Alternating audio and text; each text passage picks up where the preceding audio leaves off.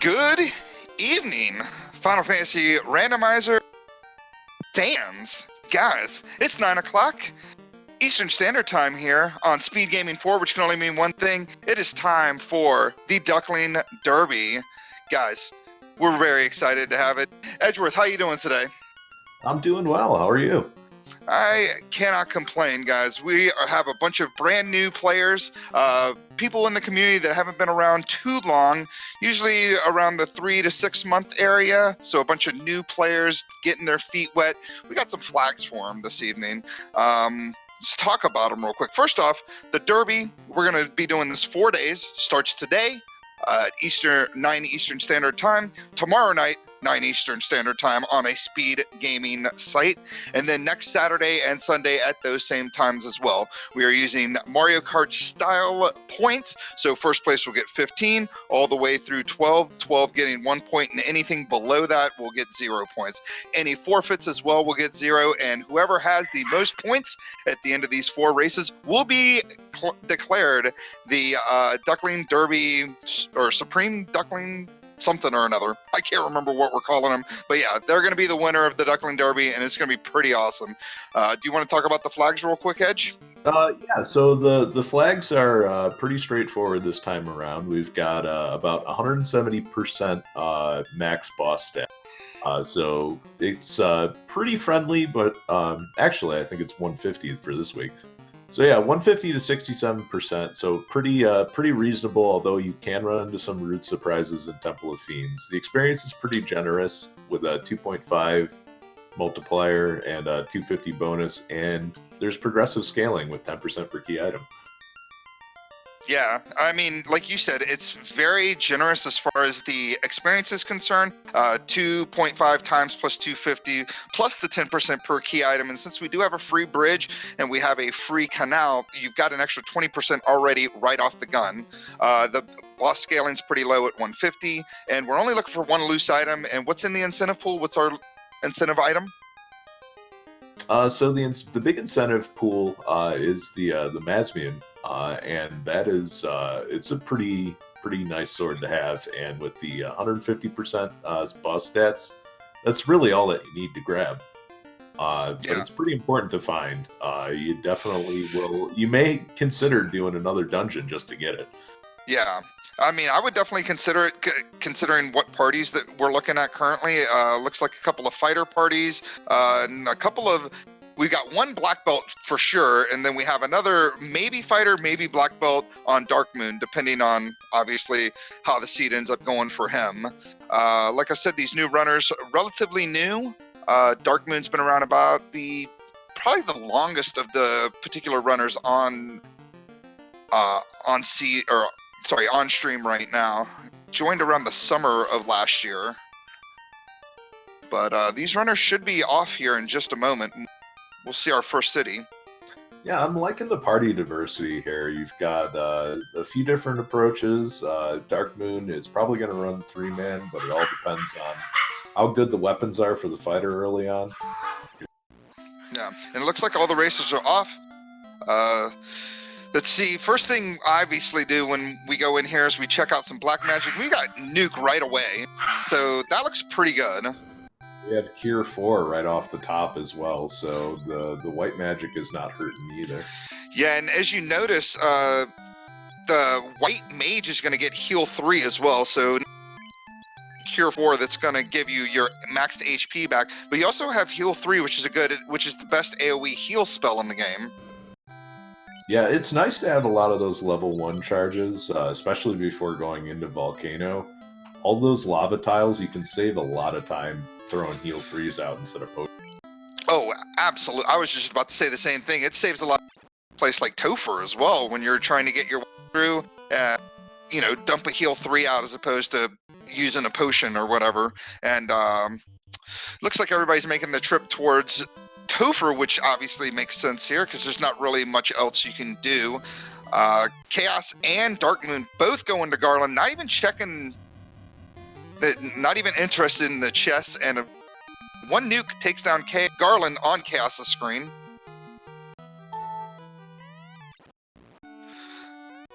King's going to give us the canoe. And Sarah's going to give us the ship. So we have 2 modes of transportation right now. And with a free canal, you could pretty much get anywhere at this point. Where do you think these runners are going to go? Sorry. Well, as far as the canoe goes, town's not shuffled, so Provoca makes a logical next step, and then the question is, where do you go after that? And Faywinds is getting the business end of some zombies there, unfortunately. Yeah, I didn't actually see what those zombies had. I just looked down for 2 seconds and noticed he had taken a wipe. That could make an early marsh pretty ugly if he ends up running into those zombie ghoul encounters. Looks like most runners are going to go on ahead and head over to Provoca. Obviously, like you said, it makes the most sense. You're going to get level 2 spells. You're going to get the key item from the pirates. And Chaos doing a good play, going straight for the pirates. Let's see what kind of turn order she gets. Every time I fight the pirates, all 9 of them seem to go before I can do anything. All right, level 2 black magic. We have Fire 2 and Lock. And Faywinds is still having some issues. Makes it through Garland with just a red mage alive. And we got the floater. Wow. I feel like I have not seen a seed roll this way in a very, very long time. You get canoe, ship, and floater just right off the bat. Everyone's going to be in the air within the next minute and a half or so. That's too funny. This is looking like an old 141 logic kind of seed. The canoe, the floater, let's go. I mean, seriously, since before spring tournament of last year, I feel like I haven't seen a seed roll like this.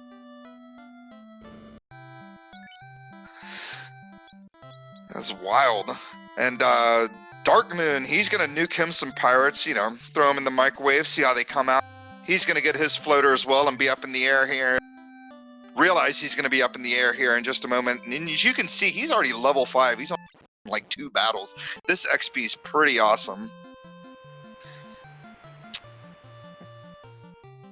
And unfortunately for Faywinds, he's still in Canaria, but finally making his way towards Provoca. And everybody's spells, making their way towards things. Sharks are unrunnable. That's just got to be more of a nuisance than anything. Not too much as far as level 2 goes. You've got Harm 2 and Fog 2 and Fire 2, so kind of a bleh level. Yeah, I saw the Fire 2, and with Nuke at level 1, do you even waste the money on Fire 2? I mean, I guess you could have so you don't burn nuke charges in places like Marsh Cave or Earth Cave and Ice, but I don't know. It's always nice to have as a backup, especially lower levels. That's exactly when you want to have extra charges of things. Yeah. But I imagine once you see Sea, Sky, and that, you'll never cast Fire 2 again. Yeah. And looks like Cass is going to be the first one to the floater. We got some poison sound effects. Where is SVJ and Mr. Versetti when we need them to talk about all the beautiful sounds of poison? Give me all that poison sound. Team poison sound effects in charge here. Yeah, she's bringing Aaron back to life. I didn't see what happened to Aaron, but yeah, just keep it coming. Yeah, the river can be pretty treacherous, so bad turn order. I could definitely say that. MG Weirdo pointing out in chat, the good things for the duckling that Belzap and Crab Cakes would have already finished the seed by now. The free floater. So what do we got at low? I saw a Red Mage learnable Fade at level 6. Yeah, then there's Fast as well at 6, so... Was that Red Wizard, or was that for Black Mage only? It was for slot. I don't remember which one that is. Yeah, so we got the old men, your brethren here, that aren't quite as confused anymore, are carrying the adamant. So I gotta take that piece of rock somewhere and see what that turns into. Yeah, and the double back was a good idea, because that way you can hit Sarda and then drop the adamant. Yeah, I really like that idea a lot. I mean, at this point, once you get an early floater, it's all about your routing. You've got to make sure that you're not flying all over the place, as one would say.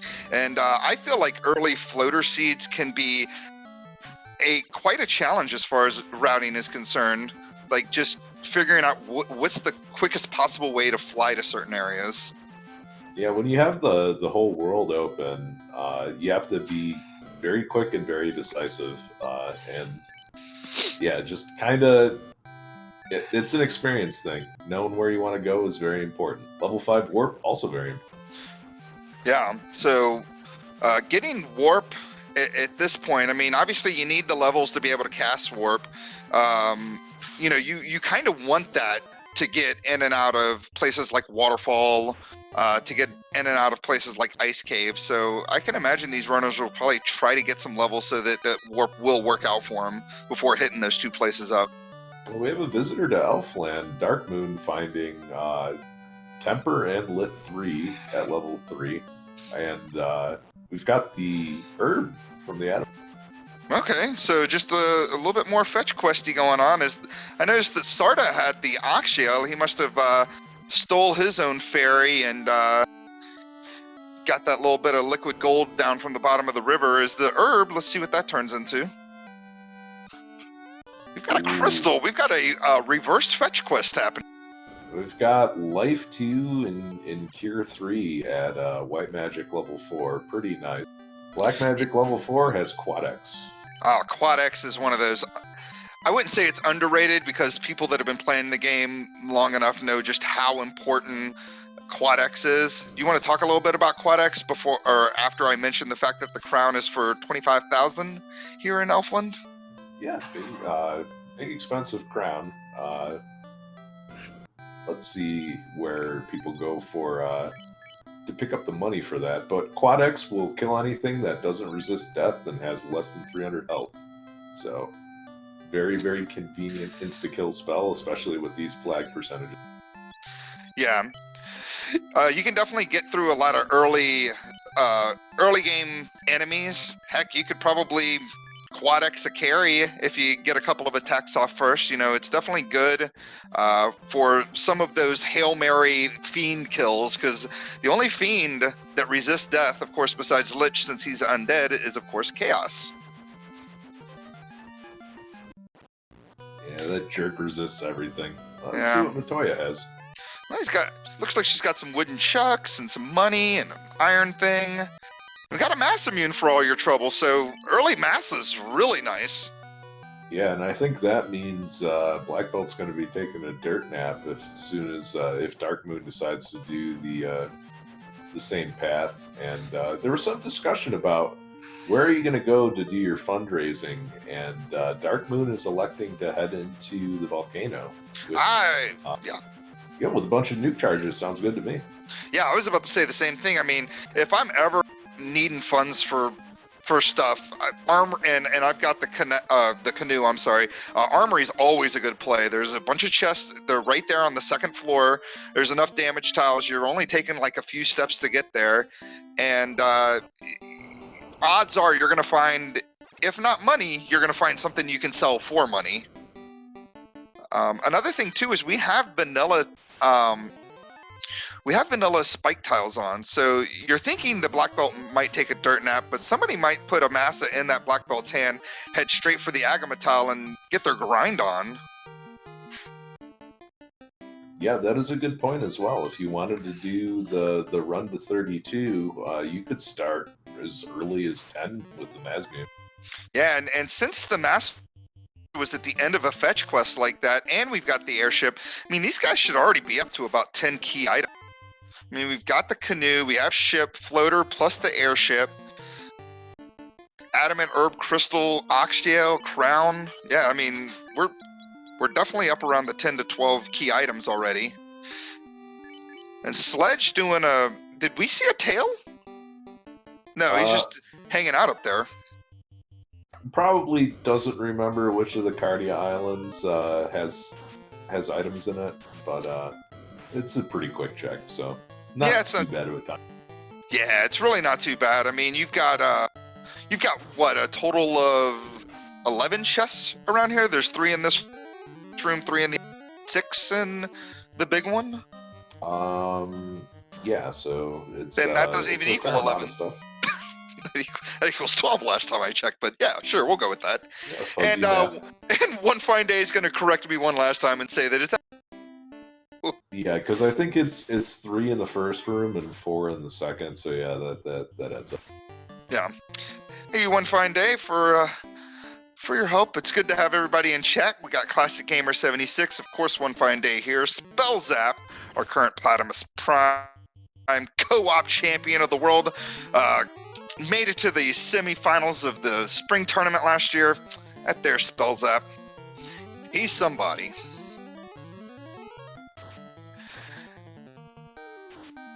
Oh my gosh, we got a Caleb in the house too. Looks like he's pretty excited. One of our current admins. There's that Caleb guy. Pro Cape. That is a shield. It goes in the shield slot for the mages.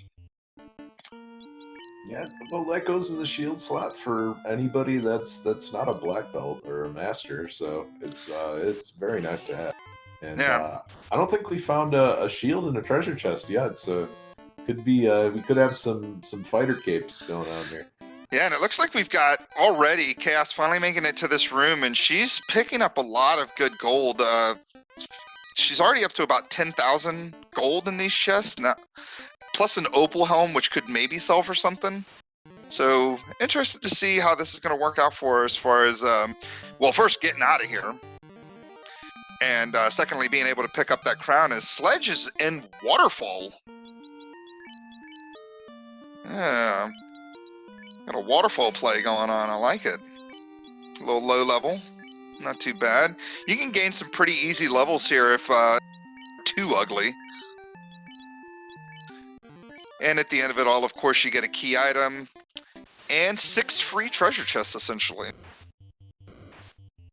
And I don't think Sledge has any work charges right now, so this might be it's going to be a tricky run back.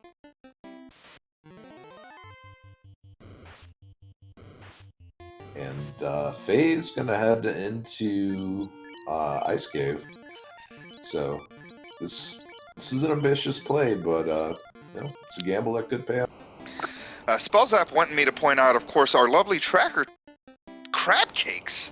Crab Cakes, the spring tournament 2019 champion here, making sure that Edgeworth and I know what's going on, because without her, I wouldn't know what was going on. And it looks like Chaos, after all that trouble, after checking all those chests, ended up taking a wipe on those bulls and scorpions on her way out of Volcano. So what do you think she does? Goes back and checks those boxes to get that money? Probably goes back and gets only the ones that contain really high value items, but it's less about the high value items at this point and more about the levels that were lost. There's a lot of experience that went down the tube there. Yeah, I saw she had gained quite a few levels by taking these fire battles, and man, Sledge got a lot of experience from that battle, and 17,000 gold rod. So now Earth is on the play. We've got one of our few go mode items. We've got our Oxshell, and we have a rod currently. We still need the other 4 go mode items. Your loot, your key, the chime and the cube to finish this one out. We have Dark Moon picking up the crown and going to fight Astos, and I did not see what the reward was. I missed it. The tail. Ah, well, that's unfortunate. And as we can see, the wow, Feywin's walking into Ice Cave, and Ice Cave proven to be dangerous as always. Ran into some white dragons in there, and they just wrecked them. And it looks like wizards also have toxic.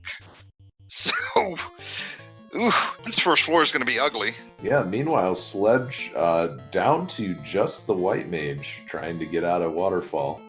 And yeah, the problem is it's not the going in that kills you, it's the run back out.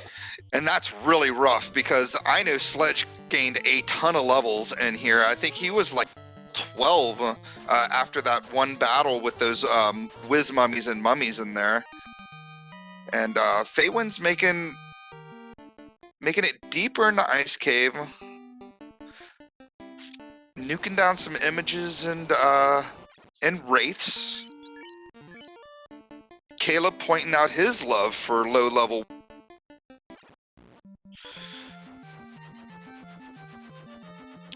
We're just moving along. I don't know if Chaos ever made it out with all that stuff. I think she did, because she's reviving one of her light warriors. And Darkmoon's going to pick up his mass immune, and he's going to decide what he wants to do here. As Sledge has to make his way back through Waterfall to get that rod out of there, because the rod is a required item to get through the game.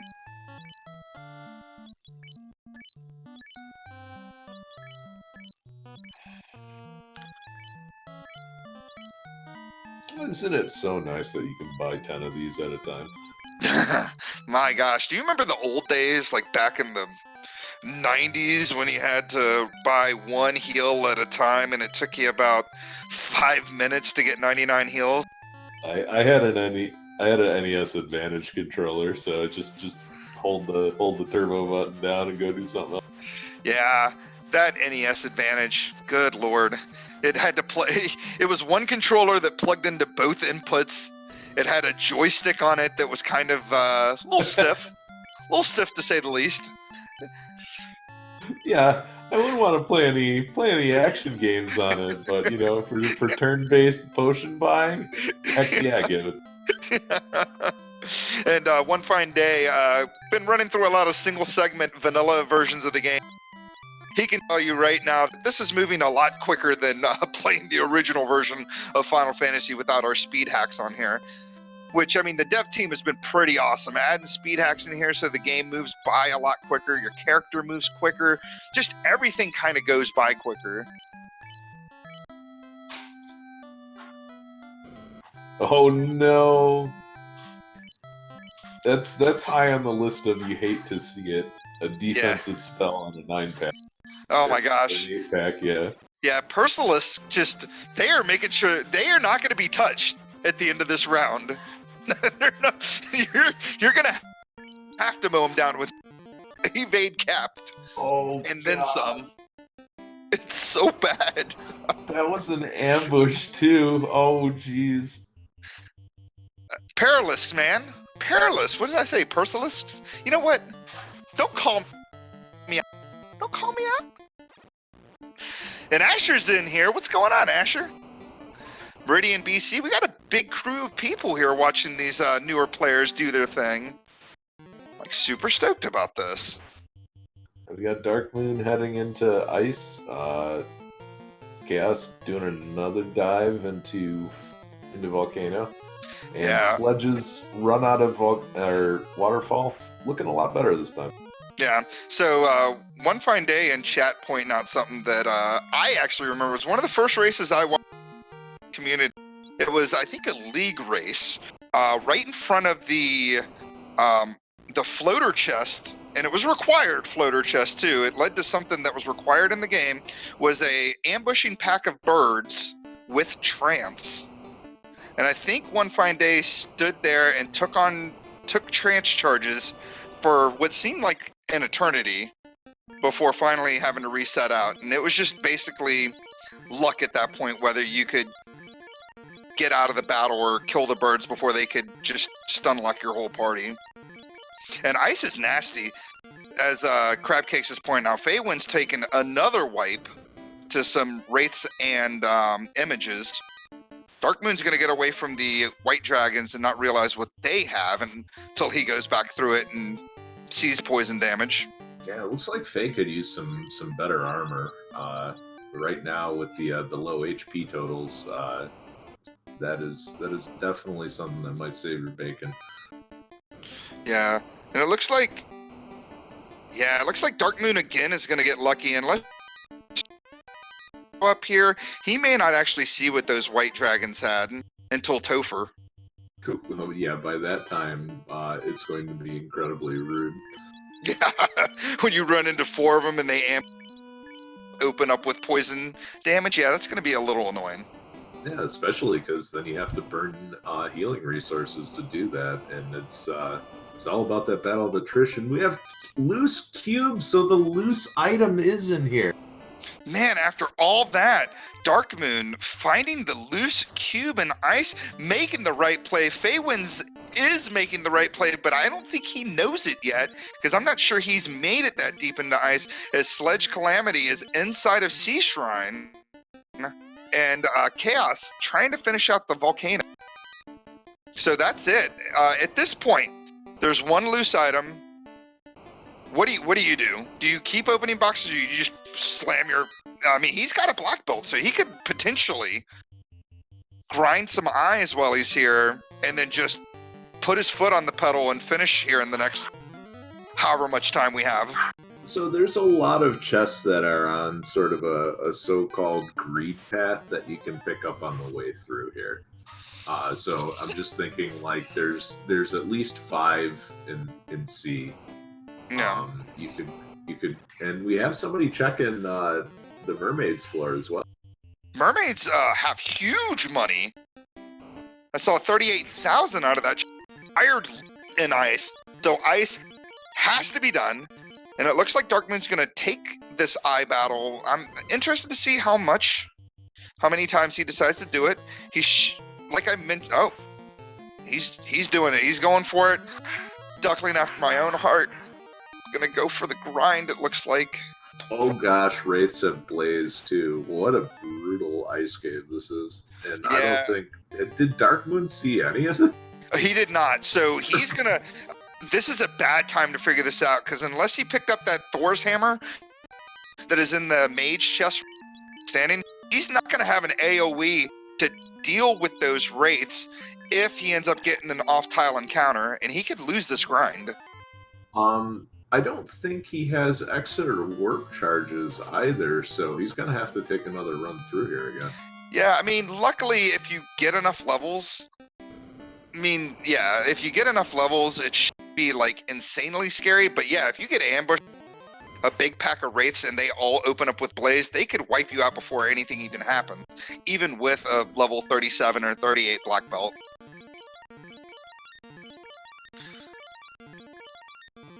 All right. Well, I think we had an opal bracelet up at the top there, and a katana as well. So some decent items, but not the loose item that Sledge was looking for.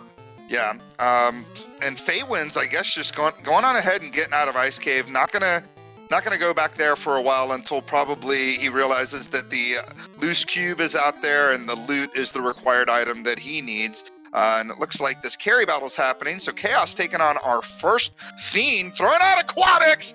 That's what I'm talking about. Aquatics and carry, you gotta love it, and a little bit of poison damage, magic, or sound force too. Why'd you have to cure it? You hang enough damage on one of those mid-tier fiends. Aquatics looks like a pretty safe bet. Yeah, I mean, I have to agree with you, especially with the scaling being 67 to 150%.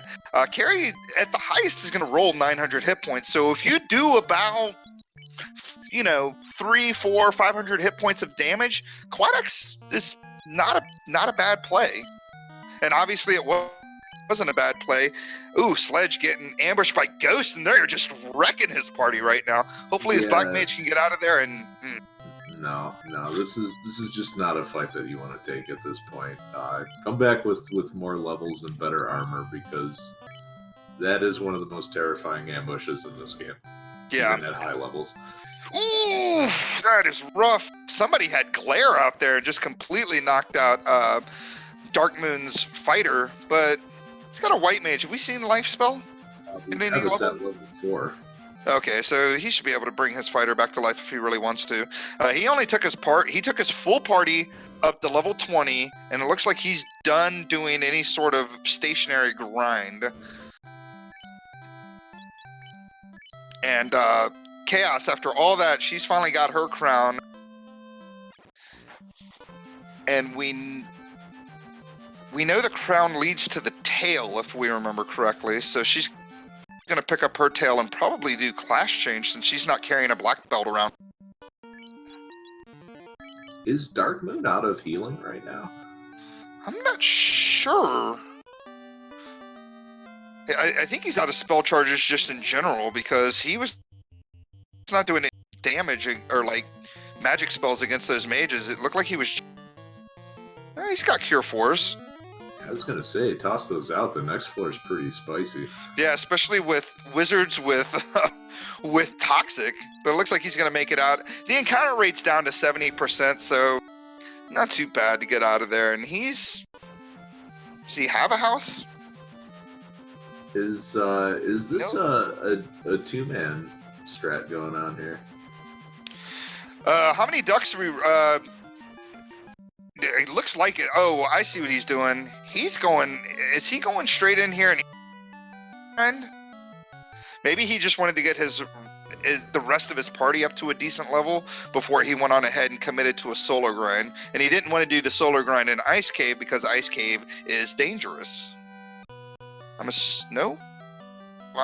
Who knows what's going on? Caleb asking in chat, how many people are we doing right now? It looks like we've got 10 streamers. So Burt Reynolds, Danny, Groggy Dog, Jazz Raptor, and Ragnarok are all off stream. Replenishing the spell charges because no houses in inventory. Okay, that's what makes sense. So get rid of that second party member, and then go on ahead and replenish spell charges so you can make your way through Volcano. Now, since he's got a black belt in his lead and his fighter and his would he have a black mage or a white mage? White mage are both dead. I'm assuming he's not checking a single box here. He's going straight for Agamas and he's going to grind. I would definitely check some of the boxes on the way through, some of the easier ones to get to. Yeah. A ribbon landing on the red mage is going to be, it's going to make a huge difference. Oh, absolutely. I could not agree with that statement more. I mean, one ribbon with that particular party is invaluable. Put a ribbon on top of anybody that has life, whether it be your red mage or your white mage. It's going to make Topher a lot easier. Those final fiend bosses a lot easier. You'll be able to bring your peeps back to life. I think it's a good call to at least check for ribbons. And Sledge Calamity, he's gonna get the business from Ice too. Yeah, these bulls lead off with Squint in the skill list, so not too fun. And there's a 4-pack of them lurking on the bottom floor, but yeah. Darkmoon's getting through this pretty okay. Yep, so Caleb right now just pointing out the things that Darkmoon needs to finish out the game. We know the cube is loose in Ice Cave. The rod is from the robot, so he needs to do waterfall.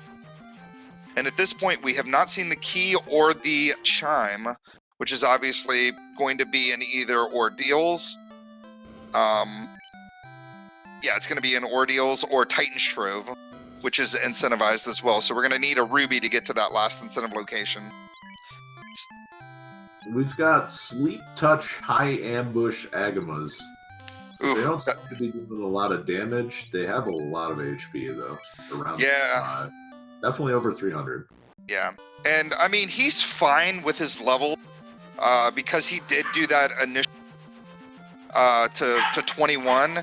Sleep Touch, I mean, still has a decent. No, he's not taking on Agamas. I guess maybe he's not going to do a grind. Maybe he's totally fine just 2-manning the rest of the run with these two guys and getting his levels on the way. There's definitely a lot of options as far as where to grind as well. You could definitely take the Agamas. The Eye Tile is also another possibility. Probably not this seed. Yeah. And the 1-2 zombie dragon tile is not too bad. Yeah, it would have been like if you had the warp charges, doing the eye would have been bottom floor, hit those damage tiles that are down there. You know, gotten your whole party down, and then the eye could have killed your people off. But trying to have an eye kill your whole party off at like full health would take like an ice age. So I think just getting some early levels, I think, was a good call. Obviously, he realized he didn't feel like dealing with the Agamas, or just like you said, or like I said earlier, probably just wanted to go on ahead and get his levels on the way. And there goes Carrie. Carrie not giving Darkmoon too much trouble as Darkmoon lights up his first orb. at the 31 minute. And we have Chaos going into Ordeals, and Faye is taking a shot at Waterfall. Still has pretty low levels though, but this is a good place to gain some levels in a hurry. All right, Sledge Calamity down to one fighter. He's in the room that we know the cube is currently in. Hopefully he finds the cube so he knows where his loose item is. The second person on stream finding our loose item, but he's only down to one light warrior. Hopefully these frost wolves don't do anything too ridiculous so he can get through this, but unfortunately he still has to check the eye tile and maybe get the loot. Oh, we have a T-Rex sighting. No, you gotta love that number 8 encounter, T-Rex. It looks like he's gonna fight it. How do we feel? I know there's a team stake when it comes to Tyros. How do we feel about the blue stakes? Pittsburgh rare. Best you can get. Yeah, I like the blue stakes, I'm not gonna lie. As Chaos is gonna be our first person in Ordeals. She got into Ordeals a little bit and already has made her way through the pillar maze. Gonna try to run away from these hard-hitting horses. Man, those nightmares have 3 hits. They're not messing around. Yeah, we've seen a lot of the monsters rolling on the high end this seed. Defense and Power Gauntlet, both in Ordeals, loaded. Oh my gosh, and he got away from those wizards with Toxic. I don't know if he has a ribbon or any way to protect against Toxic. Does Toxic have like a low percentage to hit? Because it seems like it doesn't hit the way things like Bane and Crack hit. I think it has lower, but not appreciably lower. It can definitely get you. Cheesinator saying Toxic is very inaccurate. What do? You got a fighter, you're on. You just take him up, or do you try to get out of here with your solo fighter?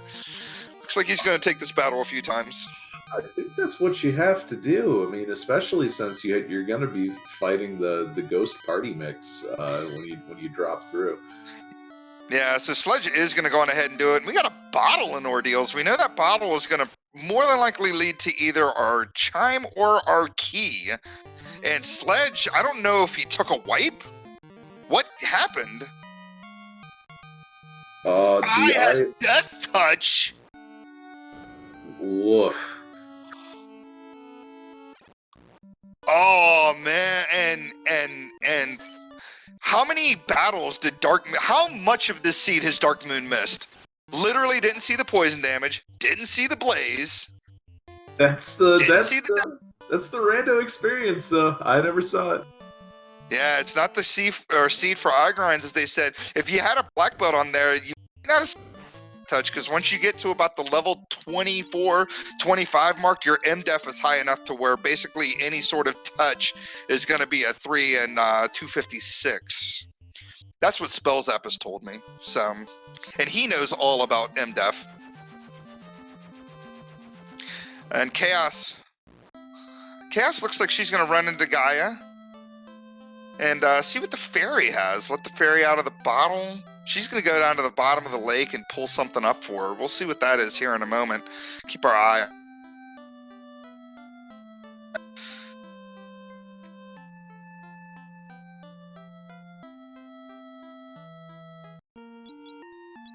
Let's see here. As Feywin's making his way, he's thinking about it. I don't think he wants to deal with that tile again, as he gets ambushed again by this tile. We got the fairy in the bottle pulling up some dynamite. Dark Moon getting his bottle. Sledge Calamity trying to make his way the cube and the loot, since those are both required items to finish the game up. And yeah, these whiz mummies are giving Feywin's the business right now, and Feywin's taking another wipe in Waterfall.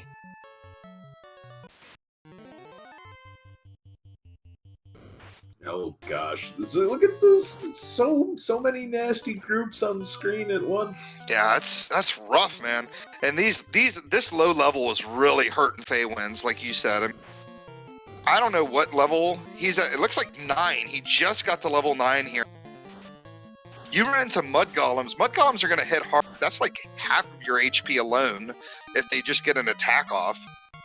Yeah, they will punch you hard even when you have mid-game armor to end-game armor. And right now everybody is kind of light on Feywin set.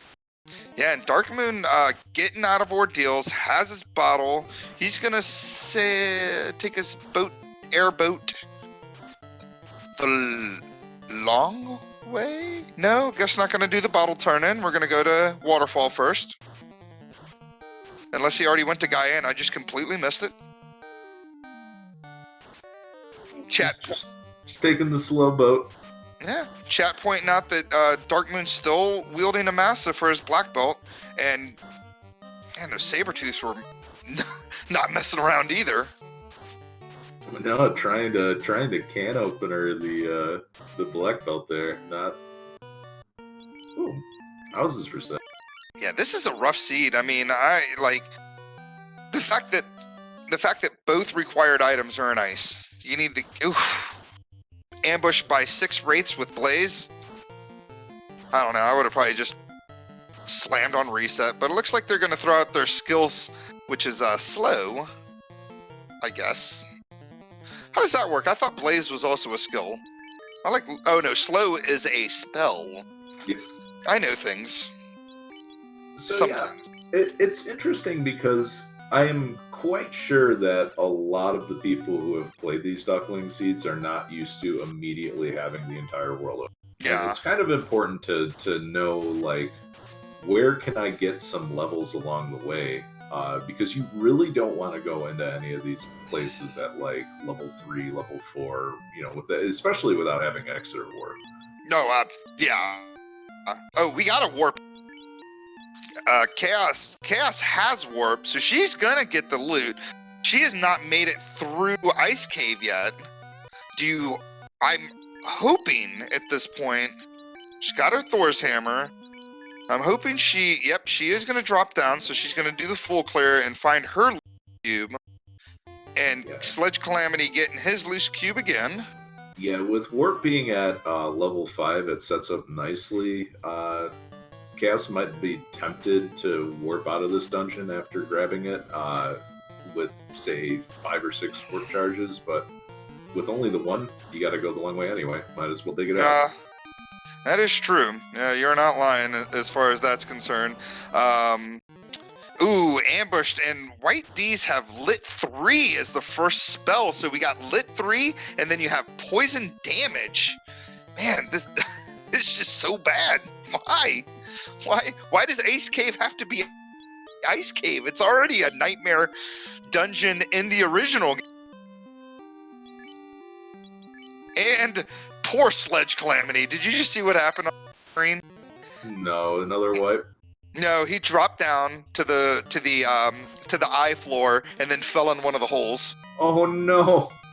Yeah, hit a banana peel, as Dangwoo would say. I mean, it's Mario Kart scoring, so it's appropriate. Yeah, I think that should be the new challenge seed. You have to do 4 rounds. And Kayla point out the obvious here. Dark Moon not seeing any of the issues in Waterfall either, man. He's just like scrolling through. He's gonna come to the interview. Yeah, it was a pretty easy seed. Nothing bad. Sledge and Feywinds are gonna be like, yeah, that was pretty rough. And it looks like Chaos about to get her cube right now, or already got her cube, sorry. And so she is in that no mode, as we like to call it, where you basically don't need to really check in for any loose items, just do all your incentives and keep the game moving. All right, let's see here. Sledge is going to take it one step at a time. He's not even going to fight the eye. He's just going to run away, get his loot, and he's going to probably leave.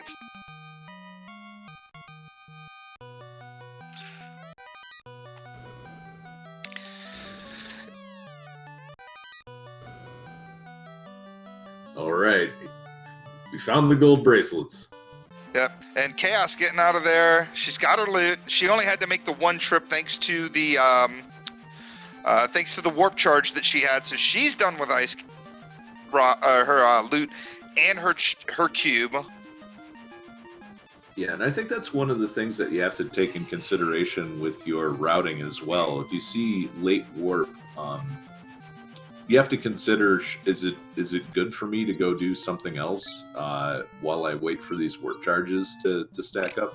Yeah, because she's going to save a lot of time. She hasn't done Waterfall either, which means she can go in, get her key item from Waterfall, and then warp out. And then that's it. She may have no issues in Waterfall. And when you think about the time it takes plus encounters to do the whole ice circuit and to walk in and out of Waterfall, I mean, she's going to save at least, what do you think, like 2 or 3 minutes, if not more? It's definitely going to be more. If you walk out of Waterfall, it's going to take you, especially if you've been doing encounter manipulation, all the steps that you save on the front end, you have to pay for it on the back end. Oh my God! Caleb needs a recap, and he specifically asked me for it. So, Edgeworth, if you don't mind, I'm going to go ahead and recap this game real quick. Ice is awful. As we all remember, ice is the worst place on the planet Earth. Waterfall also not very good. The birds with the Invis 2 is just annoying more than anything. Once you killed Garland, you got a canoe and a ship. Once you killed some pirates, you had a floater. So you could just like go up in the air, do some air stuff, talk to some sages. They put you on some kind of crazy fetch quest that was like an adamant, some herb, a little crystal eyeball, which finally led to a sword. Sarda had the oxshell so you could get inside of a sea shrine. The vendor item was for 25 grand in Elfland, and that was a crown, which led to some tail. The cube was loose in Ice Cave, and the ice incentive chest had the loot. And the only other thing we've seen right now is that the robot has the rope, and Ordeals was a bottle that leads to a TNT, which led to a ruby. And it looks like Dark Moon fed that ruby to the Titan, checked Titan's trove, and what did we see? A slab. So now we got a piece of rock that we can take to a doctor. We see a slab that's not translated right now. Yeah, he's just going to take the slab. He's not going to translate it. And are we about to get looped? Oh, he realized. Oh, man, I was so excited to see some loot. He's got it. And it looks like Faywin's going for the old Agama grind. And Darkmoon's completely lost. He sailed all the way back to the Onrek location. Push B select. Give us some map strats, please. I don't know how did he misland? Like going north. All right, it's not that funny. All right, so anyways, so who is this Dr. Yoon? He's obviously like a doctor of linguistics or something. So you take a piece of rock to him and he teaches you a whole language in seconds? I mean, where did he go to college? That's what I want to know. Yeah, I haven't seen a single college in this game. I mean, maybe there was a college in Melman and it got destroyed? That's the only thing I can think of. It's not even accredited.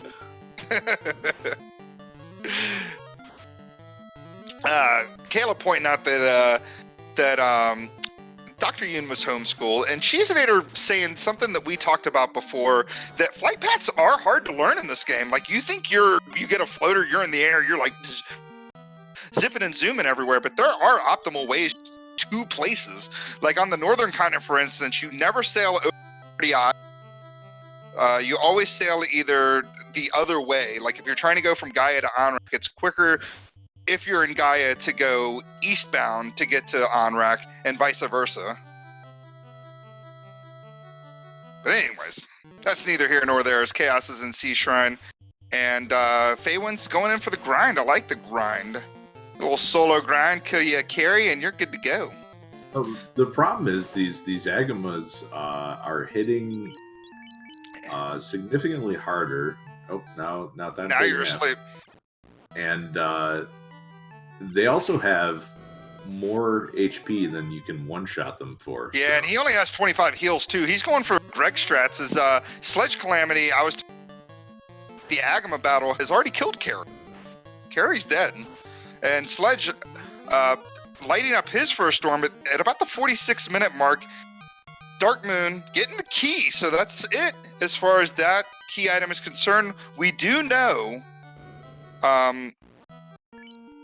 that our last key item is going to be the Chime in Canaria Locked. Based on what we've seen so far, we've seen all of our turn-ins, we've seen all of our fetch questy doodads, so the key can only lead to one thing, which is the Chime and Canaria Locked. And once he does that, he will be in definitive go mode. Also, another thing I've noticed that Feywinds is doing, is he going up and down, or is he going left to right to take on these Agamas? That is a good question, and we'll find out in a moment. Feywinds also out of heal potions. Yeah, this was something, unfortunately, I did in Spring Tournament. My first race in Spring Tournament, I went up against the Hangry Canuck. I took on the Agamas. I didn't have enough heals. And, yeah, it's no fun to run out of heals when you're trying to do an Agama, especially if you don't get enough levels. And unfortunately, getting the off-tile encounter here with some Whiz Ogres just ripping more into the HP that he does not have. Yeah, and this is bad because Carrie rolled 6 hits, so this is this may not turn out so well. Yeah, this is going to be unfortunate. And sometimes when you're in the situation you've been in before, you can't see past you can't see the trees for the. You're like, well, I got to get my levels. I can't take a wipe now. And it looks like, yeah, he's going to do the Gregory and try to run out of here. And try to save his progress because he knows he can't kill Carrie now. And we got a Kraken up on Chaos's screen. Looks like. Yeah. Meanwhile, Darkmoon is just cruising through Earth, so it's time to finish some dungeons. It looks like. Yeah, I mean, well, as of now, Chaos knows she hasn't gotten all of her key items yet, but she knows that all she's got to do is do key item turn-ins, and she's good to go. As she lights up her second, taking down Kraken, didn't really see much ugliness from Kraken there. Yeah, and Cheesinator pointing out that Feywinds is missing a lot of these lava tiles too. It's just scary, and you know at the end of it all, he's gonna probably have only one hit point on that black belt. So we're just gonna hope that the 70%. Makes it out. Does he have a cabin? He saves the game. Whew. Yeah. Hey, you know what? I'd rather walk out that way, save the game, and save and save those levels than take. Yeah, definitely. Especially after all those rough wipes, losing all those levels early, to have another one. Gosh, that would have been a heartbreaker, but made it out.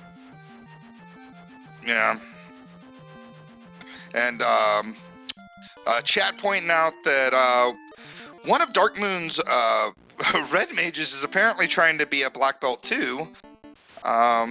Went on ahead and punched a Gerwolf down because the mass is still on the black belt. I mean, like chat pointed out earlier, you could probably move the Massa over to the Red Mage, so the Red Mage actually has some sort of melee trying to be a pretend black belt. Fire 2 paying off, finally. I know, I just said that earlier. I was like, do you even pick up Fire 2 at level 2? Apparently you do. What's this on Darkmoon's screen here? I don't know. It's a coat rack, I think. Yeah, I saw the 2112 XP in honor of the late Neil Peart. And we've got Darkmoon making it through. Gonna go on ahead and eventually take the. What do you do with this? Because I know there's a plate there, right? Yeah. And do you like smack it with the rod, or like, do you do like a Gandalf and just like attack that plate? They think that it says the rod shatters it, doesn't it? Yeah, I'm pretty sure that's what it does. So you take the rod and you smack the the metal plate there, and it just breaks into pieces. Like, Yeah, you just El Kabong that sucker. oh yeah, the old Jeff Jarrett reference. You gotta love it. As Faye wins, getting his tail for all the trouble. Still no orbs lit, unfortunately. And Dark Moon just showing Earth who's boss right now. And it looks like Chaos is going to go on ahead and try to light up, because she's also in Earth Cave, getting a number 8 encounter here on Earth 3. This red mage punching things on Dark Moon's side is just cracking me up. It's like, You've got a perfectly fine sword in your punching guy's hands. it's Scrappy Doo strats. Like, he's just yelling, "Let me at him," as he's punching for 2 damage. And then Crab Cakes is yeah, so the loot plate, it's solid steel, but you play a guitar? So you El Kabong that one for sure. With the guitar. Do you play the guitar, or do you smack the plate with the guitar? I think you move the plate with your performance. Like, it is so moved by how well you played the lute. And Chaos doing the north part of Earth 4 stretch. You gotta like him. It may not be the quickest way to get through here, but it's definitely a way to get through Earth 4. Yeah, so this is going to be a third orb lit pretty quickly. But the question is, has anyone found a ribbon yet? I have not seen a ribbon on screen. Lich, the anti-Lich, because we all know that Vanilla Lich throws out Ice 3 as a first spell. And did you even see Lich? I saw a Fire 2 come out, and then Lich just disappeared. He just crumpled over like the old man that he is. Yeah, I didn't even see before, crumbled to dust and was sucked in under a Roomba. Yeah, and Chaos making her way through Lich, getting the post-Fiend battle from Trolls. Of course it was trolling her. This is ridiculous.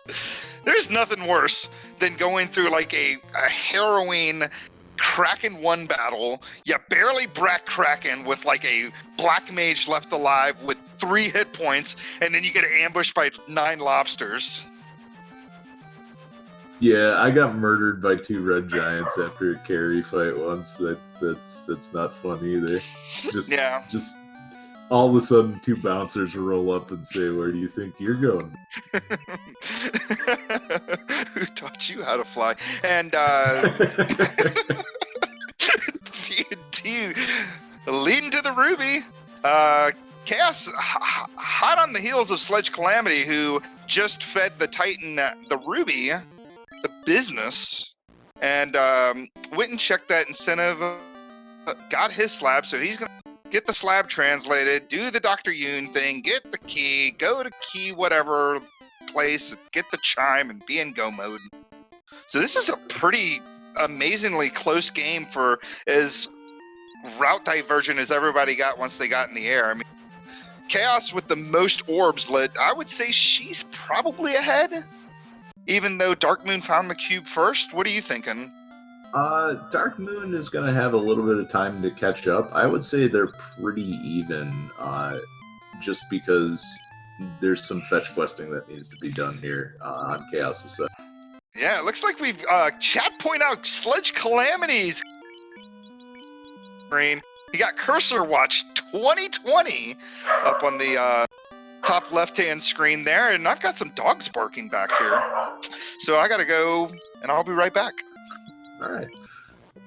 So yeah, we've got Chaos dropping the slab off. That is translated. Just needs to head up the Lathan now to pick up some supplies. But first, the trip up to... Oh, no. Penrith. We've got a Petrified White Mage on the side of Dark Moon, and that might come in handy for some of the... for the Temple of Fiends fights. And we've got a blue T-Bone on Chaos's. That's probably what my dogs are barking about right now. Oh, that sounds so good, actually. No. Go hit up the old Waffle House and get a porterhouse. Oh, jeez. I know this is. I mean, it is 10:06 on a Saturday. You might be able to hit up long. I'm sure. We got a key.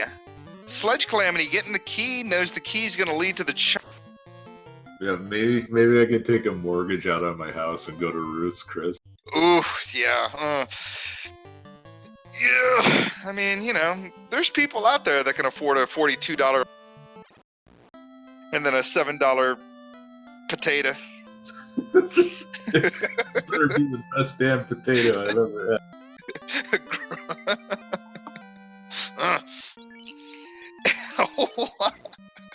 But, dude, Waffle House most certainly has a porterhouse. I thought that was the name.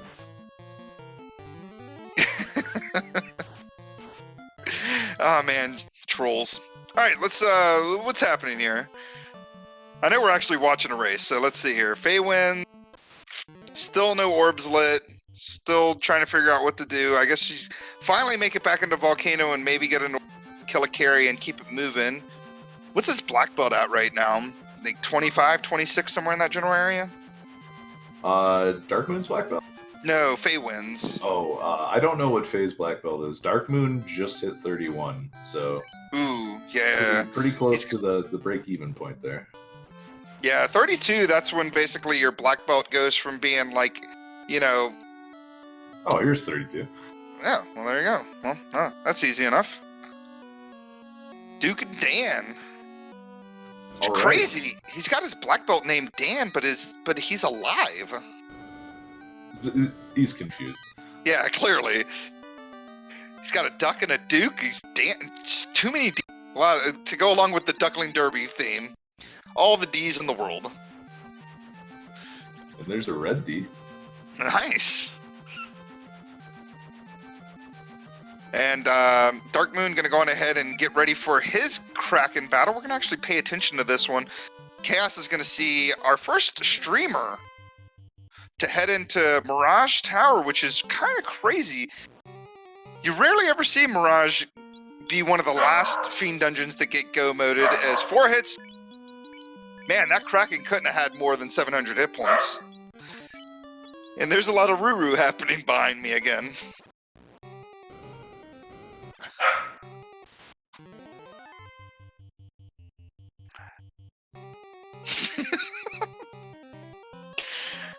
Chat. Yeah, it's interesting. Usually, the only time you see runners put off Mirage Tower to the end is when there is a required war mech. Yeah. But not the case in this flag. Well, it was just one of those weird situations. I mean, Chime was the last thing you could possibly find with the way the key items landed. I mean, because you had to get the... What ended up finally leading to the key, it was you had to do ordeals, then you had a giant fetch quest, the bottle, to the TNT, to the ruby, to the slab, and then finally to the key. And at that point, I mean, if you did ice early, got that cube early on, then ordeals was probably one of the last places you were gonna go. And for routing purposes, you're not gonna do that entire fetch quest in one go. You're gonna hit up any other areas that you can go. Did ordeals, you're not gonna go do the bottle or the get the bottle. You're not going to do the TNT turn in until you hit up Waterfall and do that just for those routing purposes, I think, right? I'm sorry, I missed what you said. My cat was licking my monitor. Well, you gotta love it when cats lick monitors. Is Sledge Clan. He's in go mode at the 1 hour mark. Chaos going left and up. Wait, up, left and up is just not the way you go on this floor. That's why you ban cats with.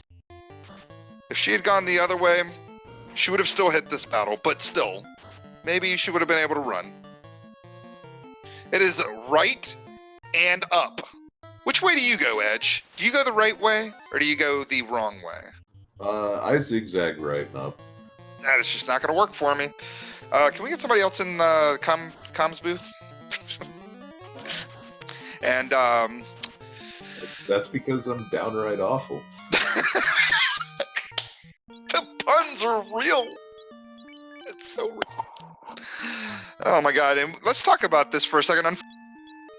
We cannot get any any Bless RNGs because Warmech was patrolling. So you can go on ahead and talk. Ooh, Fighters- we found Nuke! We found Nuke. It's on the fighters. It's not even. It's so rude. And fighter. Holy cow! Oh, Darkwood's on the same encounter path. I know. And the worst part about it is she lost both her red mage and her white mage, so she can't even bring her party members back to life. She's got to do this 2-man, which she should be fine. She's got the levels, but still, that's pretty rude. It's pretty rude of those fighters. That is going to let Darkmoon take the lead here. Now, correct me if I'm wrong, but if Warmech is patrolling, the fighter battle also replaces Warmech, correct? It's not only the 8 slot, but it's the 7 slot too? I think that's the case, actually. Yeah, so luckily Chaos was able to get through it, no biggie. We got some R Hydra. No biggie, we're not going to see any more of that now. Brackstrat's coming out. Chaos trying to light up her 4th orb here.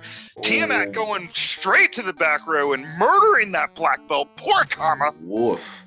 Yeah, and Tiamat's not messing around, at least with that black belt. Another hit, 5 hits, 108. 4 hits, 321. Ziala has done 5 hits for 421. She lights up her 4th orb. And guys, real quick, off screen, we have our first place finisher at 1 hour, 3 minutes, 3 seconds. It is Groggy Dog. Groggy Dog winning the race, getting his 15 points. Yeah. Dang. I think a lot of people were thinking I was going to say Burt Reynolds, but that is not the case. Groggy Dog sniping it, getting his 15 points, and is going to go on ahead and be in the lead leading into tomorrow's race here on the Speed Gaming family of networks, and Darkmoon making short work of Tiamat lighting up his 4th orb. And man, we're going to have a race here in Topher. Yeah, we're going to have a race going on in Topher. What do you think about this? Darkmoon has the level 30-ish black belt. Chaos is already heading up to take on Chaos. Do you think that Darkmoon can catch up? It really depends on how much HP these fiends have. If it's a higher total, I like the black belt party more. Yeah, I agree with you. Let's go on ahead and chat. Still point out the obvious here. There's no ribbons. We have a ribbon. That's going to make things rough for. Yeah, I think. Oh, go ahead. I was just going to say, because that MDEF growth on the fighter is only 3 per level, whereas the other mages that she have is only 2 per level. So that 4 per level from Darkmoon's black belt is going to be significant as far as dodging any sort of insta-death spells. Yeah, and I think Sledge is feeling the heat, cracking open some more chests, just trying to find that one ribbon. Yeah, I don't blame him. No incentive checks. Yeah, and we've got 2 racers in tow for Chaos about 45 seconds ahead of Darkmoon right now, and Sledge Calamity taking on that Blue Dragon, not on the Blue Dragon tile, but that number 8 encounter here on Josh 2. Faye wins. Got an Orblet finally. Got his bottle, and is going to probably do that particular check of chess here. What do you think about the Phantom? How's the Phantom make you feel every time you see it? You know he's got 1 XP. He hits like a truck. Has a crap ton of hit points. How do you feel about it? You just grind it? I hate him. Get him out of here. Get the absolute worst. It's like the. You know what's worse than the Phantom though? What? 4 Phantoms and 2 Liches. Oh man, did you?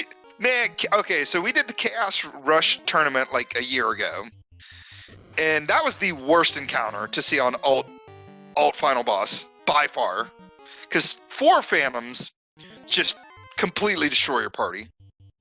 Like literally 4-shot in your parties. We got a Lich 2 on screen. Do we give Lich 2 any sort of like? Well, Lich 2 opens up with Bane. I mean, you do when they have Bane. And yeah. Now Darkmoon is in the lead. Yeah, the respect is the word I was looking for. Thank you there, Cheeseinator. Chaos is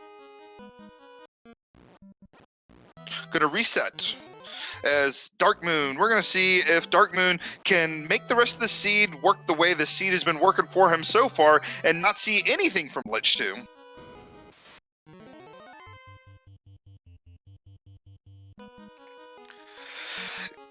Feywin's gonna go on ahead and get his first look into probably Waterfall and or Sea Shrine.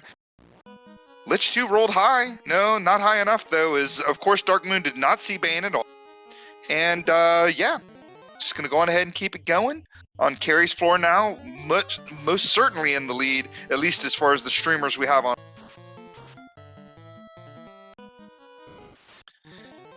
And if anybody in chat wants to check out any of our other races and see where they happen to be, that would be pretty dope. See if there's any close races happening off stream. As we get a Carry 2 battle.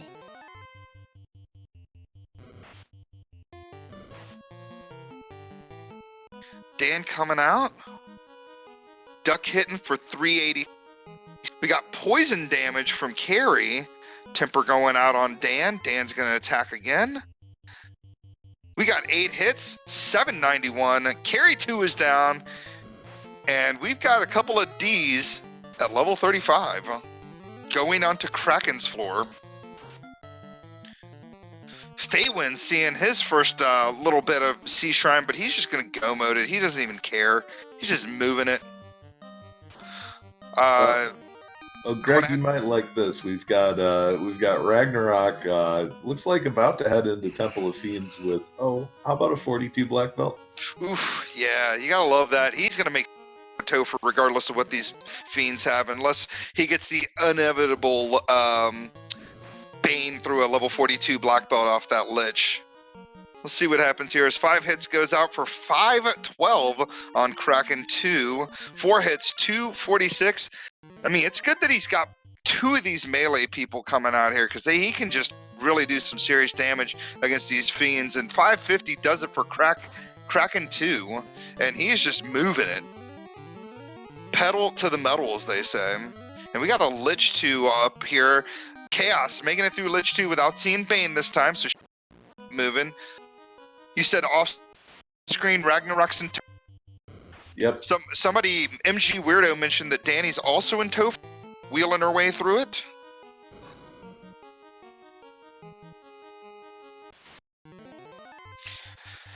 Classic Gamer saying that a 42 BB can make a Topher a breeze. A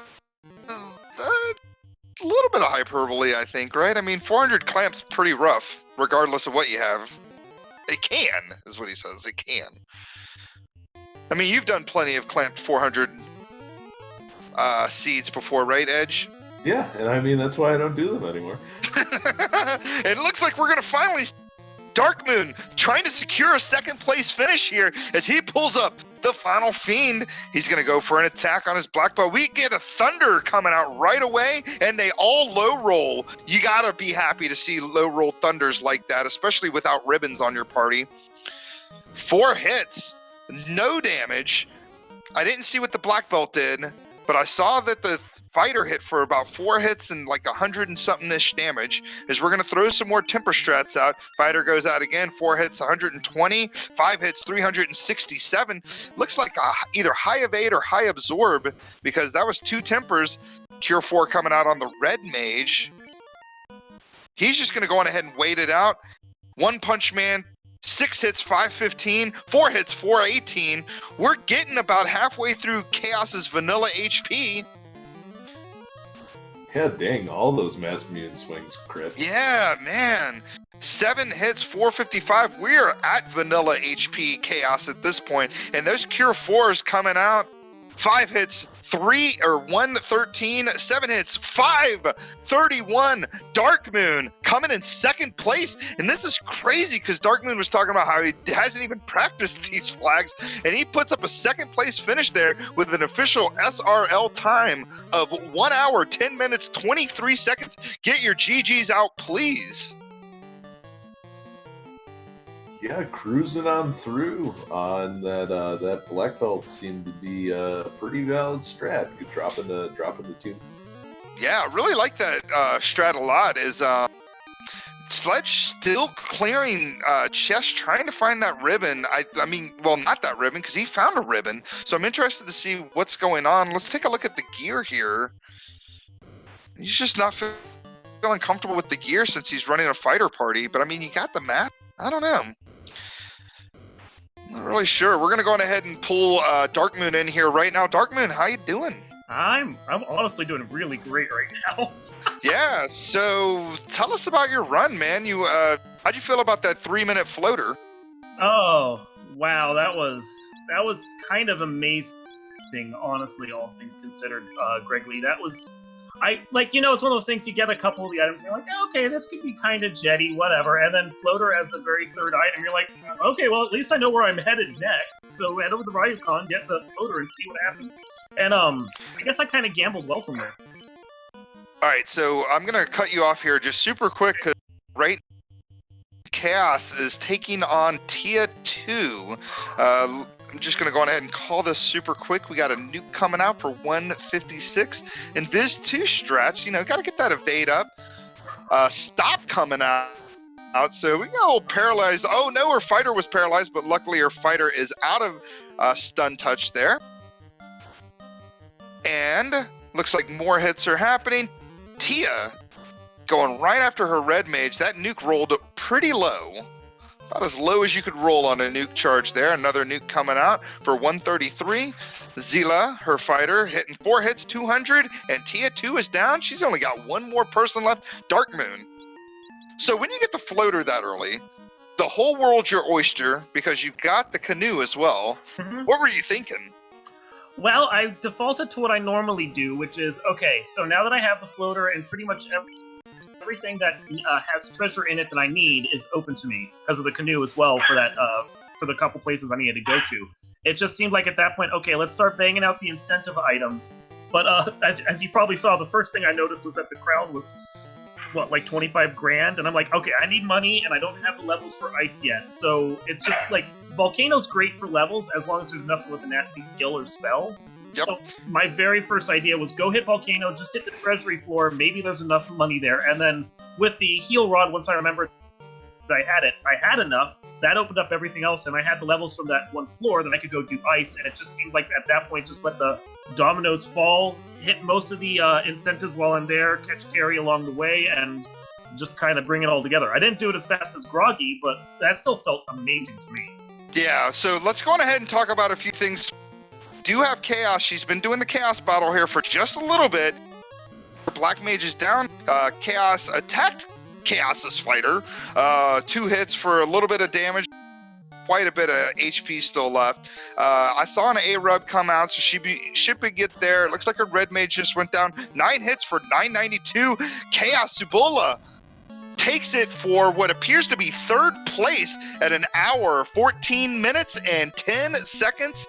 3rd place finish. She's going to get 10 points for her troubles. GG to Chaos Subola. And off stream, it was very close. 4th place, Ragnarok 784 at 1 hour, 14 and 32, which is, gosh, that's only 22 seconds behind Chaos Subola. And Danny 3883 with a 5th place finish of 1 hour, 14, 37 seconds. So only 5 seconds behind Ragnarok. We've got 5 finishers. That's half the pool. We're still waiting on half the pool to finish this thing up. And Chaos Subola will be here in a moment. Edge, do you have any questions for Darkmoon? Yeah, so, regarding your run through Ice Cave, what did you think about the Frost Dragons with damage poison? Did I even see that? Oh, okay, maybe it was something else. How about the race with Blaze? Did you see Did you see the wraiths I'm not with? sure I saw that either. 3? Honestly, I made it through most of that run without seeing any of the real net skills. Oh. I know I put poison on someone, but I think that was later in the game for me. How about this? Yeah, go on ahead. The wizards with toxic, maybe? No. Did you see the eye? Did you see the eye with death touch? I know you fought it a few times. No, I saw none of that. Did you get ambushed by the wizard mummies and all? Yeah. Okay. The mummies were kind of ambush heavy. I noticed that there was the gargoyles that were ambush heavy. And then I saw a nuke off of someone late game, like the sentries or something. No, it was the fighters. Yeah, and at that point it didn't even matter to me because I was basically two-manning it and I had Cure 4, so whatever. Yeah, I mean, that was one thing that seemed to be the theme. Like, we always talk about there's at least one runner that exists that doesn't see anything. I'm glad. I saw Thunder off of Carry, but at that point, Carry 2, but at that point, who cares? Like, Yeah. anything like that isn't going to even matter. I'm really happy with this party that I chose this time. I practiced this morning and I had a Hell's Theme, but the party itself was good because the White Mage on top of, like, the couple of warriors that I like was great. And because of the experience, that Black Belt felt really solid here. Like, if you get the right gear, the fighter's going to be great, but this time around, I saw, like, none of the gear until the Aegis right at the very end. So, yeah, like, it was like my party was perfect for this particular seed, and I loved it. Yeah, I mean, like you said, I mean, you just kind of, like, it was the story of the seed, how lucky you... Yes, I was. I am not going to regret that at all. Because poor Sledge made it all the way down, made it to the cube with one light warrior still alive, and of course, yeah, it didn't end up ending well made it to the eye tile, was gonna grind the eye because he only had one fighter left, and then I had Death Touch, and so it took a wipe. Honestly, I would have loved to have seen Death Touch off the eye for the couple warriors I was trying to kill off, because that would have been amazing, but I didn't see anything worthwhile, so I had to, like, grind my two-man down just to get it to the point where I could actually do what I wanted.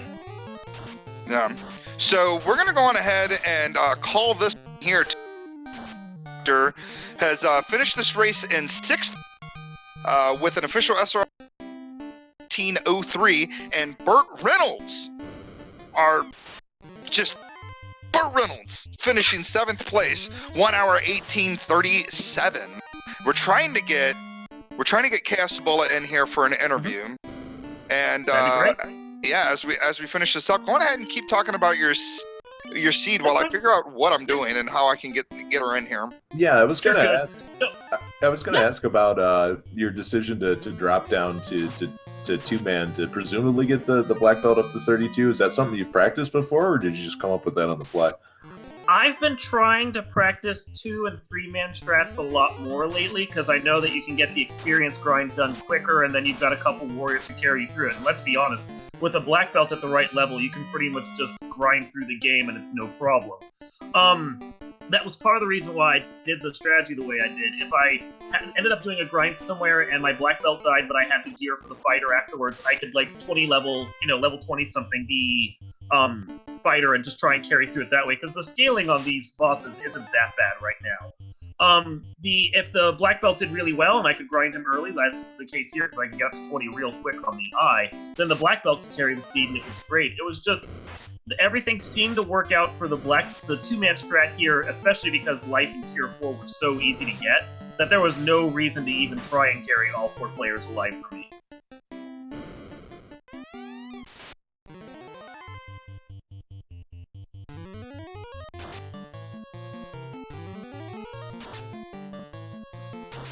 But yeah, I was really happy with this. What I'm really surprised by is that I somehow managed to beat Burt Reynolds, because I think this is the first race I've ever actually beaten in any kind of race. You know, I'm pleased. I mean, GG's to him. He finished and he still did a great time, better than most of the times I normally clock. But I'm so stoked right now. Yeah, well, I mean, you picked a good time to pull this one out of your head. So, worked out well. I'm not guaranteeing anything for tomorrow. throwing those blue shells. Way to go. Worked out well. Wasn't able to take down Groggy though. He had a blistering time. Yeah, I assumed that, given the early floater, somebody was gonna rip off a pretty good time. Didn't know who it was gonna be, but yeah. This is better than most of the times that I clock in. Usually I'm in the 130 range for flags around like this. 110 isn't my PB, but it's still, like, within a couple of minutes of it. I'm, like, it's fast for me, so I'm so happy.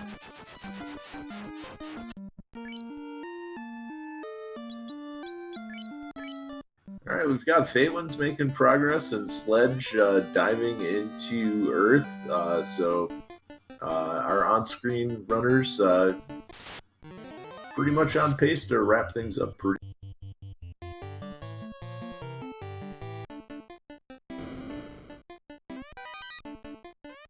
Now I want to watch the race and see what's going on.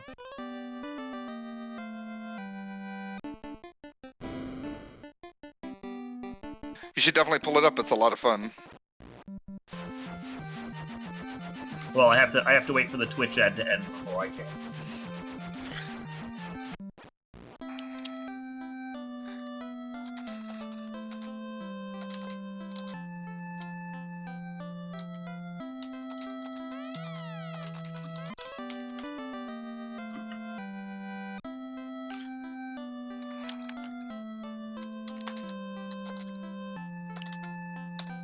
I'm gonna have to talk to Groggy later and see how he managed to get such a fast time. I want to know the route he took here. Groggy also grabbed the ribbon in the greater than less than. That's the only one that I saw on stream. Yeah, I wasn't gonna go digging for it. Once I found that cube in ice and I knew I could get a black belt up to level 30s without it being too big a deal, it didn't feel necessary to go digging for treasure at that point. That's the benefit of the black.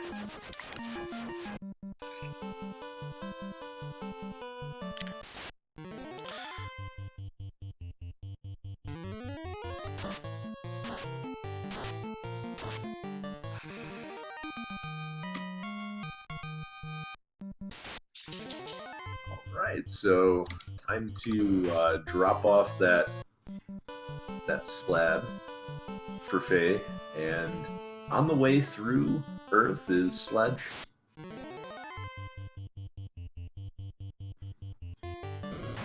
Yeah, Sledge is a runner that started around the same time I did, and he's really good. Often he puts in scores better than I do. He's one of those ones to watch as the Duckling tournament continues.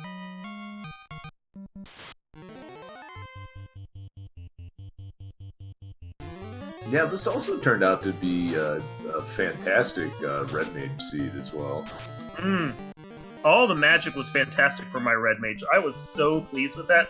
I mean, that was the reason why I took the White Mage, just in case it didn't work out. But in this particular one, I could just play whatever kind of healing strats I wanted, because all the magic was there.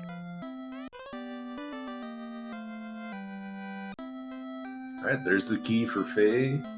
Here's a Lich for Sledge. And here's some nukes. Take that, jerk. Revenge for Vanilla.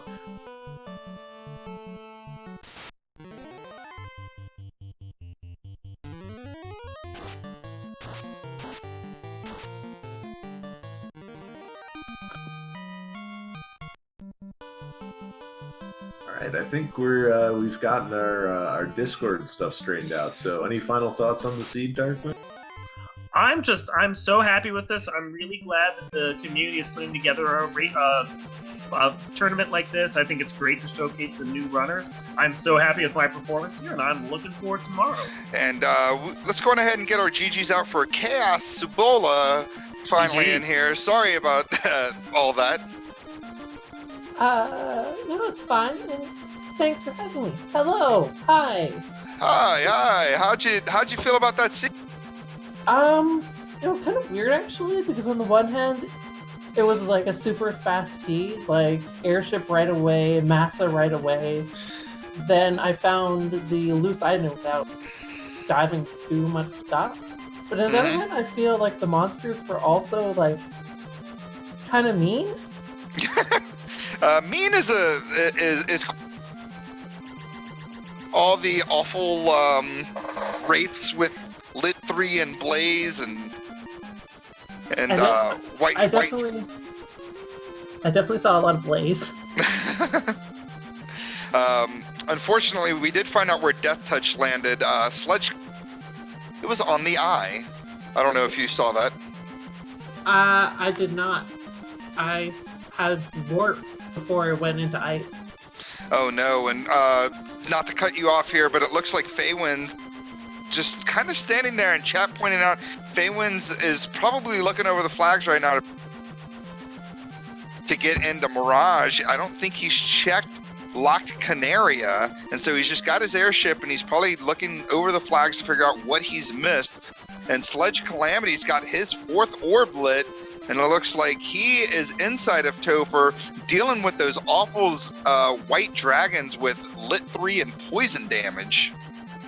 So yes, going ahead about your about your time, how everything went there for you.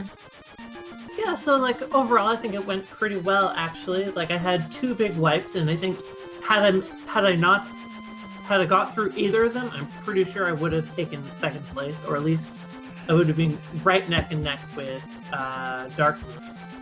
Yeah, and Crabcake's pointing out too that Feywinds also hasn't gotten the vendor item, so has not gotten the crown, which we know the crown.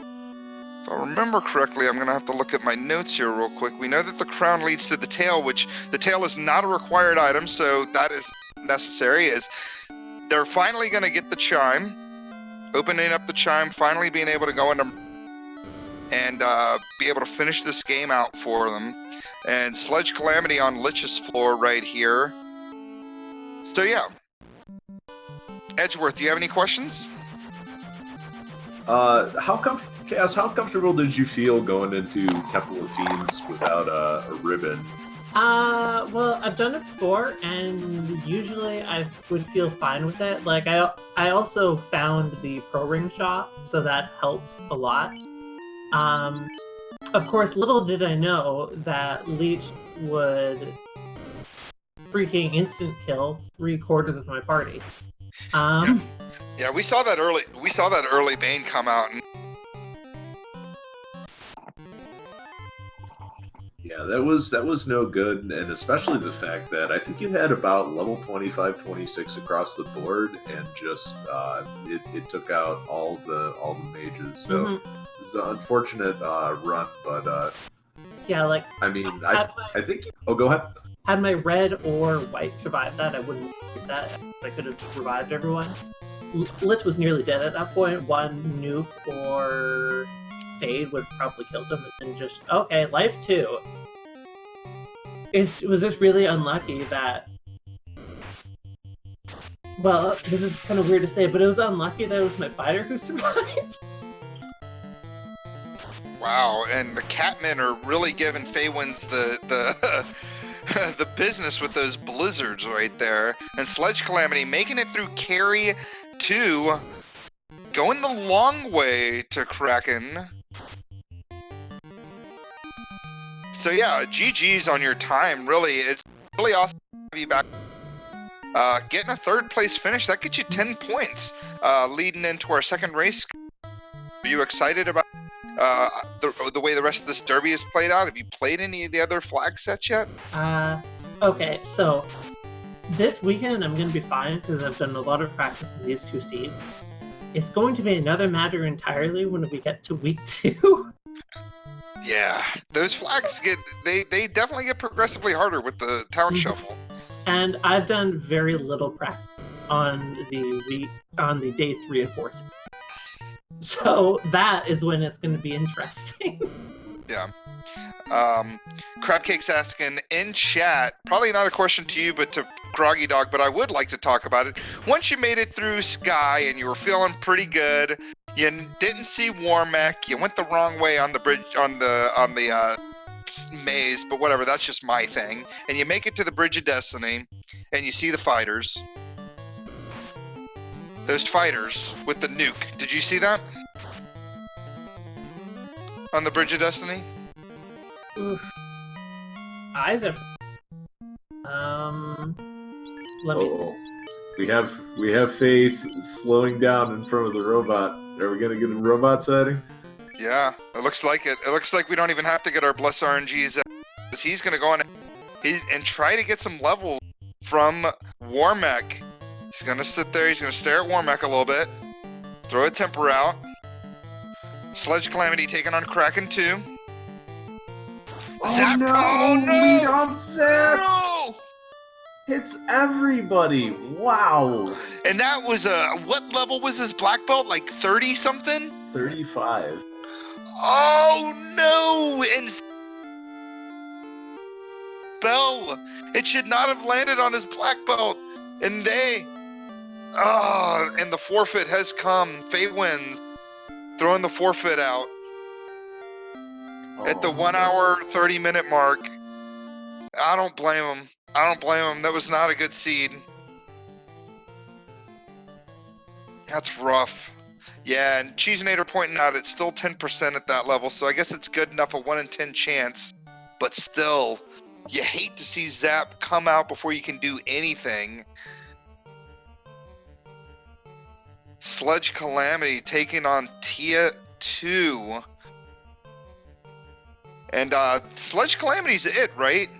If Faye wins forfeits and everybody else is done, Sludge Calamity's looking for place.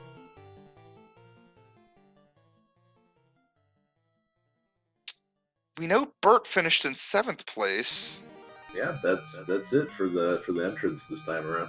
Yeah, I could have sworn there were 10 entrants, but you know, counting's not one of my. We had one person who couldn't make it today because they had internet problems. Mm-hmm. We have another person who's starting tomorrow because this was too early for them. Yeah. We have another person who's only going to be here for the week 2 flag. Okay. Yeah, I know there were 15 signups, and only 9 were able to make it for this first race, and I think we'll have more people tomorrow, like you said, for the Sunday night race. So it looks like our last streamer, Sledge Calamity, gonna go on ahead and pull up Chaos. Gonna have some nukes coming out. Chaos backlining immediately, going full on Burt Reynolds strats and trying to take out that white mage in the back slot there. 4 hits, 375. Fade coming out for 111. You know, you gotta love the Chaos M-Def. Seeing those fades come out for less than 100. And oh, wow, fade hit for 224. Nuke coming out for 165. We got a Massa attack. 4 hits, 76. And Nuke for 155. About 400 damage. What do you think we've done so far? Total of 700 or so. We know Chaos rolled around the vanilla area, so another hit, 3 hits, 266. More tempers coming out. Cure 4 going out on that red mage, and another temper going out on the knight. And finally, the backlining of the white mage has commenced. No more white mage. That's got to make Burt Reynolds feel some certain way. As Zeke hits 5 hits, 565. Nuke coming out for 200, and the black mage is down. Chaos really has no respect for his backline.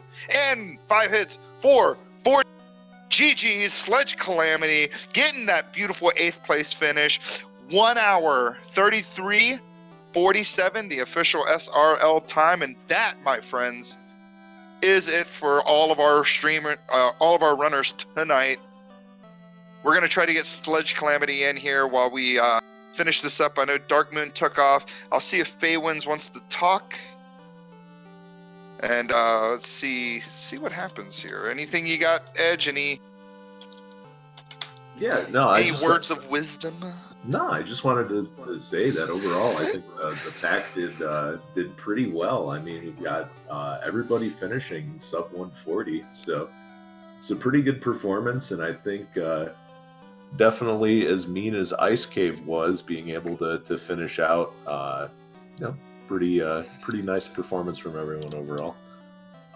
And to Chaos, just from what I've seen in the race, you executed pretty well, and I'm looking forward to seeing another strong performance in the race tomorrow.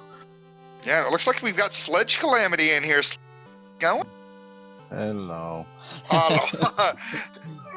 Yeah. Yeah, that ice cave. Yeah, that ice cave. You saw that I gave you business really, really bad. So we talked about it. How did you feel? You had your fighter. Okay. First of all, annoyed.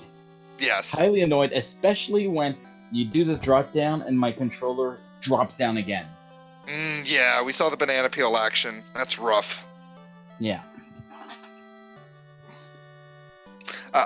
Vince, yes. And that's rough. So you did 2 laps going with the Mario Kart strats, where you're going to go on ahead and do 2 laps of ice instead of the 1. Yeah. Then you're down to your fighter. You get your cube. You got one fighter. You're like, you know what? I'm gonna grind this eye. I've Yeah. only got one person left. How hard can this be? Yeah. And what did Death the eye touch? have? Death touch? Yeah. That's rough, man. That is rough. Yeah, and I think what you were at like level 20 on your fighter at that time. 23. Yeah, that's. And we've got Feywinds in here too. Feywinds. That was a really painful ice cave. Yeah, I think a lot of people hate Ice Cave right now after that. So many. Waterfall was not kind either. Yeah, I noticed that you also had some issues getting pretty low leveled going through there. When we looked up, you were like level 9 heading in there, and those mud golems were smacking you. The nightmares hit really hard. The mummies ambushed Yeah. like crazy. Yeah, the mummies was what was really getting me. Mud golems, they died to a nuke, so that wasn't an issue. It was nightmares and the mummies that every time, and I almost made it out of there once, only to be stopped by ambush of mummies. Yeah, so back to Chaos just for a quick second. So Chaos actually waited until she got her warp charges before doing either of those dungeons. And so she only had to, she only went through ice the one time, doing the warp strat, and then of course making it through Waterfall on the go and being able to warp out. Saved her a little bit of time. Was that intentional, or did that just happen that way? No, that was intentional. Okay. I actually ended up having to do more map movement because of it, but I had the airship, so it was like, well, yeah, of course, I want to warp through Waterfall because it saves time. Mm-hmm. Or, well, that too, but I'm ice. Yeah. I was kind of going for the same thing, but was so annoyed at Waterfall that I completely forgot about the vendor item. Mm-hmm. That ended up leading to the tail. So at the end, I'm like, okay, I got only one quest chain, and I got 2 key items at the end. What's missing? Yeah. Yeah, we saw you fly Provoca for a good, I guess, 2 or 3 minutes while you went back and checked the flags and realized it was Lot Canaria that you. That'd have been pretty rough. We hate to see that. That's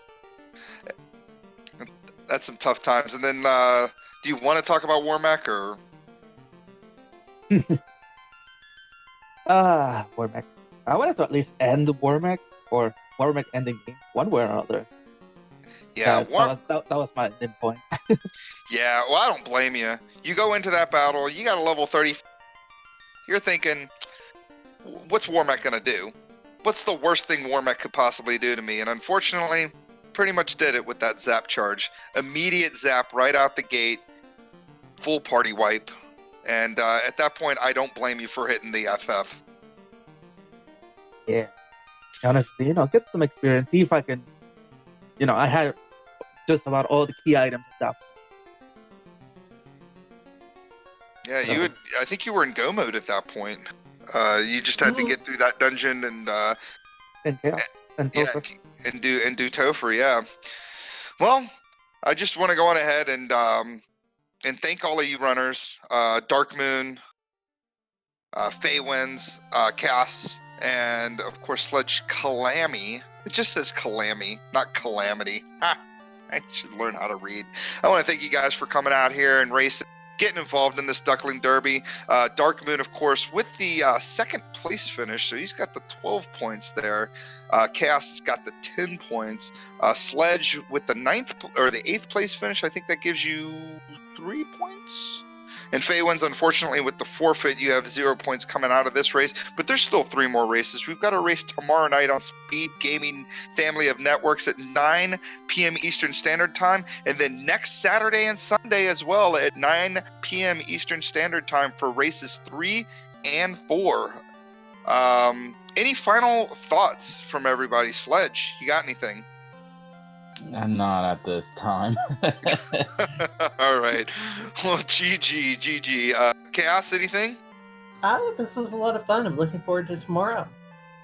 Nice. And Feywinds? Yeah, same. We have stuff now, but fun to race. Awesome. And I would like to go on ahead and thanks gaming. Without speed gaming, you would be able to see Vince Easter was our restreamer speed gaming, helping us out here. Of course, the amazing Spring Tournament 2019 champion Crab Cakes on tracking, and my comms colleague, partner, person, Edgeworth, hanging out with me. Edgeworth, what you got? I just wanted to say I'm really impressed with how clean a lot of the newer players have been running so far. I mean, everybody finishing in under 140. Those are some good times, especially with how mean Ice Cave was. So it's just well done to everybody, and I'm looking forward to some more high quality racing tomorrow. That's awesome. Well, thank you so much, Edge, for hanging out with me, doing some comms with me. Of course, Crab Cakes for doing the tracking, and everybody else out there, everybody in chat for watching. Guys, make sure you check out the rest of the races. If you are not part of the Discord, join the Discord. We've got the spring tournament coming up here in March, and just come on, hang out with us. We play Final Fantasy. It's amazing. But on behalf of Edgeworth, Crab Cakes, and everybody else, we'll see you guys next time. Have a wonderful night. And my name's Gregory Puff. Have a good one.